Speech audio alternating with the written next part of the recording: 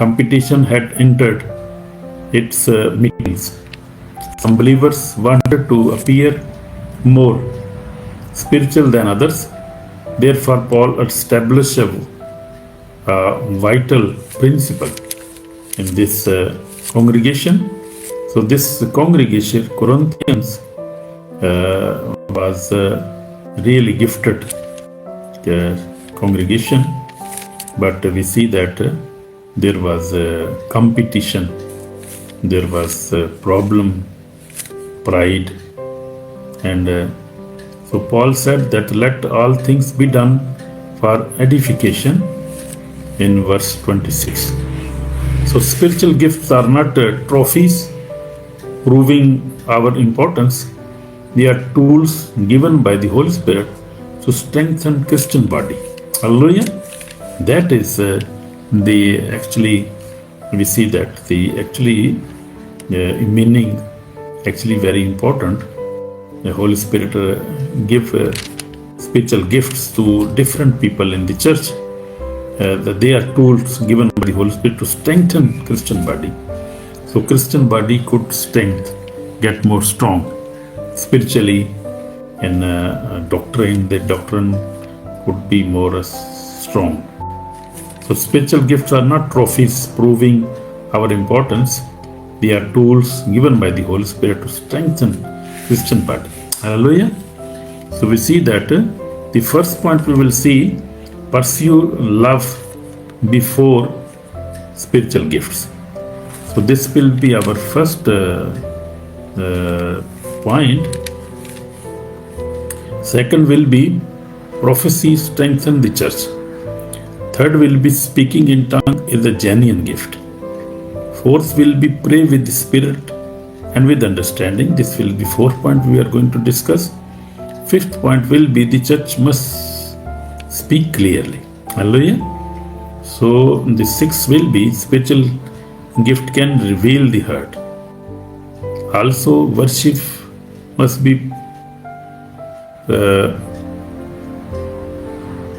only for building the church. Participatory but orderly.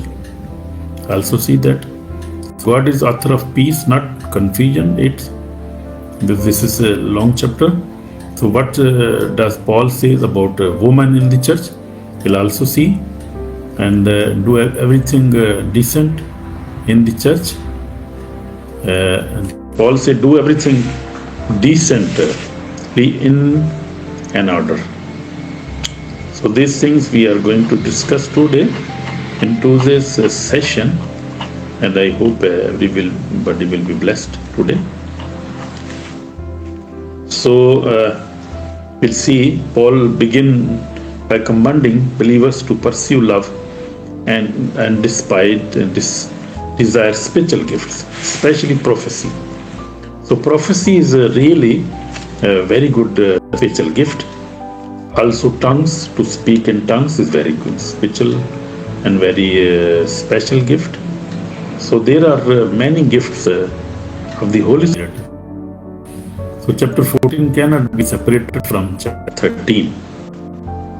And we see without love, even a genuine gift can be used selfishly. A person may speak powerfully, may loudly, or claim spiritual experience, but if the purpose is self-promotion, the gift is being misused. So try to understand this point. Paul says that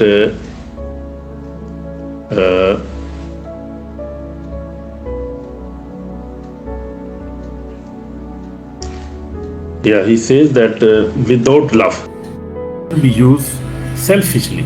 Hallelujah. A person may speak powerfully, spiritual, supernatural experiences, but if it is its purpose is self-promotion, the gift is being misused. Hallelujah. So we must see that we do not use your gift just promoting yourself, for promotion or for self promotion, or just for explaining your experiences. It must be used to bless other people. So we should desire the Holy Spirit's gift, but our greatest desire must be to glorify Jesus and help people. Hallelujah. That is the aim. So as ask yourself, my brother, you can ask these questions. Do my ministry draw attention to Jesus or to me? This question must be asked for everybody can ask. Does this strengthen people or confuse them? This is the very important question. Is it motivated by love or spiritual pride? So this question we can ask ourselves. So we see that prophecy strengthens the church. Second point will be, Paul explains that prophecy communicates and message people can understand. Its New Testament purpose is this describes as edification, building believers spiritually, and exhortation, encouraging them to obey God, comfort, strengthening those experiencing pain or discouragement. So biblical prophecy does not replace scriptures, contradict scriptures, or add a new gospel.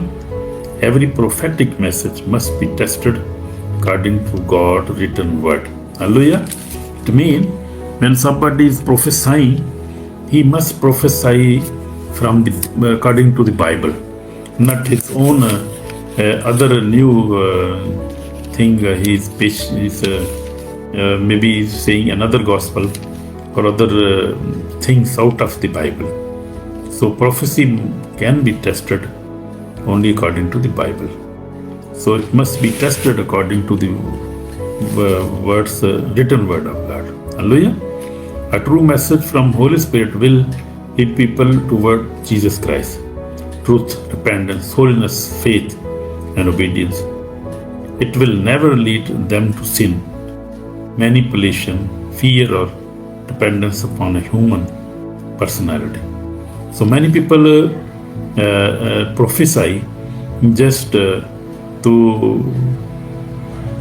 cause division or to cause confusion. They prophesy and they claim that they blame other people's, and that is not good prophecy. Prophecy must be always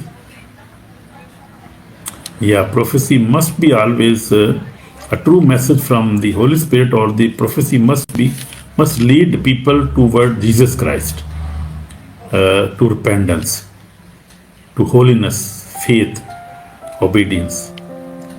You understand? It will never lead them to sin, manipulation, fear, or dependence upon the human personality. That is about the prophecy. So believers should not automatically accept every claim beginning with God told me. Scripture teaches us to judge carefully what is spoken. So we have to be careful according for any prophecy. Speaking in tongues is a genuine gift. So Paul does not reject speaking in tongues, as he says, do not forbid to speak with tongues. In verse 39, tongues may operate a personal prayer director toward God. In private devotion, believer may pray in the Spirit while his understanding does not comprehend every word. However, when a message in tongues is given publicly to the whole congregation, interpretation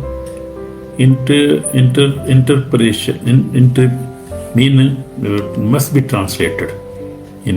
Is required. Translation is required. Without interpretation without translation, that is not acceptable. Other people cannot understand it or receive instruction from it. So tongues are always, this is also the personal gift. Tongues are always personal gift. That is not the congregation cannot be blessed with the tongues. Tongue is always personal gift. So Paul's concern is not whether tongue are genuine. He concern is whether their public use benefit the congregations. So spiritual experience may bless individual, but public worship must also strengthen the gathered church. Hallelujah. So pray with the Spirit, with the understanding. Pray with the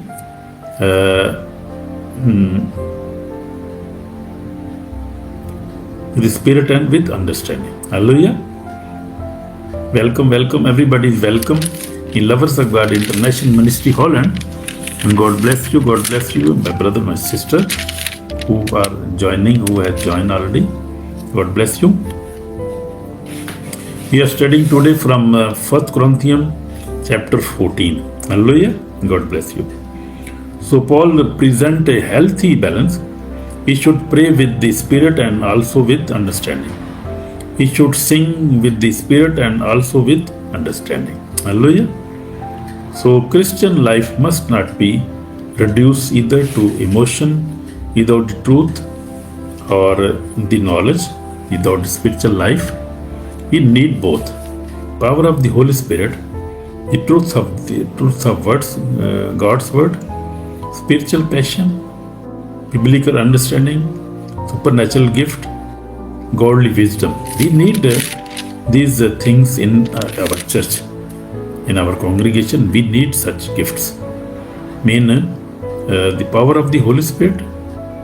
Also we need the truth of the Word of God, spiritual passion, biblical understanding, supernatural gifts, and godly wisdom.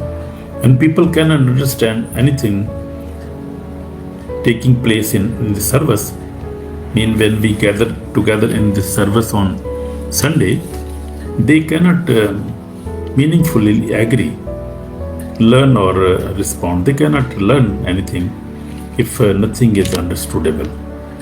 So the Holy Spirit is powerful, but it is not the author of meaningless confusion. Holy Spirit never lead such or say such things in the church. So church must speak clearly. Paul uses musical instrument as a illustration. If a trumpet gives an uncertain sound, soldier will not know whether to prepare for battle. So likewise, preaching must communicate clearly. A preacher must use impressive vocabulary, shout loudly or preach for many hours. But if the audience cannot understand the message, they cannot apply it. Hallelujah. So our sermon should help ordinary people understand, praise the Lord, who Jesus is, why he died on the cross, and why his blood was shed for forgiveness. How sinners can repent and be saved. How believers can live holy lives. How the church can serve in unity. So these things, these messages must be clear in the church. The goal of preaching is not to impress people, but to transform them through God's truth. Hallelujah.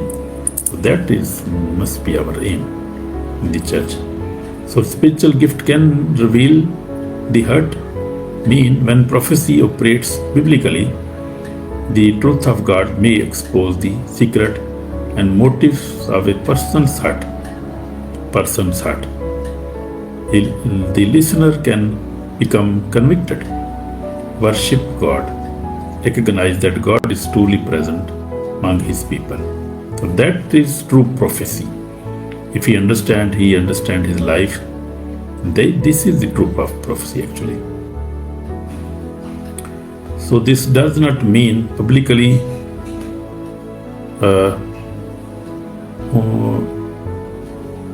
humiliating people or announcing their private matters carelessly. The Holy Spirit brings convictions for repentance and restoration, not entertainment. So that is different. Hallelujah. So we see that a living church should demonstrate God's presence, but supernatural ministry must remain under biblical authority, love, wisdom, and accountability. Praise the Lord. So we see that worship must not participatory but orderly. So Paul describes believers bringing psalms, teaching, tongues, revelation, interpretations when they gather.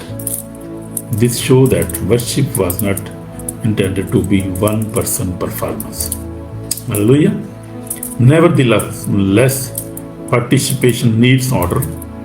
People must not compete for attentions or speak over another. Paul gives practical boundaries. Hallelujah. A limited number should deliver public messages. Public tongues require interpretation, mean translation. Prophetic message must be evaluated. Speakers should take turns. So we see this very deep things. God is the author of peace, not confusion in the church. One of the chapter's central declaration is God is not the author of confusion but peace, in verse 33. So the noise alone is not revival. Emotional excitement alone is not a proof of the Holy Spirit. A genuine work of God will produce spiritual fruit, repentance, freedom from sin, love, holiness, unity, and peace. Hallelujah. So we see that is the work of the Holy Spirit. This does not mean worship must be cold or lifeless. Hallelujah. Therefore, there can be joyful praise, fervent prayer, healing, prophecy, spiritual gift, yet everything must remain under the lordship of Jesus Christ. Hallelujah. That is very important. So we see that the ninth thing, what does Paul say about women in the church? Verses 34-35 must be interpreted as alongside the rest of scripture. So we see that Paul already acknowledged women praying and prophesying. Women such as Priscilla, Phoebe, Lydia, and Philip's 4 daughters serve God significantly. So therefore Paul cannot issue an absolute prohibition against every woman ever speaking in the church. The immediate issue appeared to involve disruptive or disorderly speech during congregational worship. So the principle appeals to both men and women. Nobody should interrupt, create confusion, or speak in a way that undermines ordinary worship. Every ministry must separate with respect. Every ministry must operate with respect, biblical responsibility, and submission to God's order. So we see that. So God do everything decently in order. So that is the last point now. Very big sermon today. So Paul concludes, let all things be done decently in order. Order is not the enemy of the Holy Spirit. Biblical order protects the congregation and provide healthy environment in which spiritual gift can operate safely. Hallelujah. So church leaders should neither extinguish every spiritual gift nor accept every spiritual claim without examination. They should welcome the Holy Spirit while testing everything by Scripture. Praise the Lord. So this is we see the Jesus Christ, a good example for us here. Jesus perfectly combined spiritual power, love, clarity, and order. When he taught the crowd, he used understandable parables and everyday illustrations. When he healed, openly prayed to the Father so that those present might believe. Jesus never used God's power to entertain people or exalt himself. Everything he did revealed the Father, helped the suffering people, or brought glory to God. Praise the Lord. So our ministry must follow Jesus Christ's example. So Jesus Christ's ministry was very clear. He was preaching very clearly. He was praising all the time to the Father. He was speaking with the Father. Even on the tomb of we see Lazarus, when he raised the Lazarus, he prayed a very good prayer. He said, "Oh Father, I know that you listen me, but I am praying before these people that they know that you are my Father. I am praying to you, and you gave me strength to raise dead people." So Jesus Christ had a very good ministry, and Jesus Christ was doing very perfectly. Hallelujah.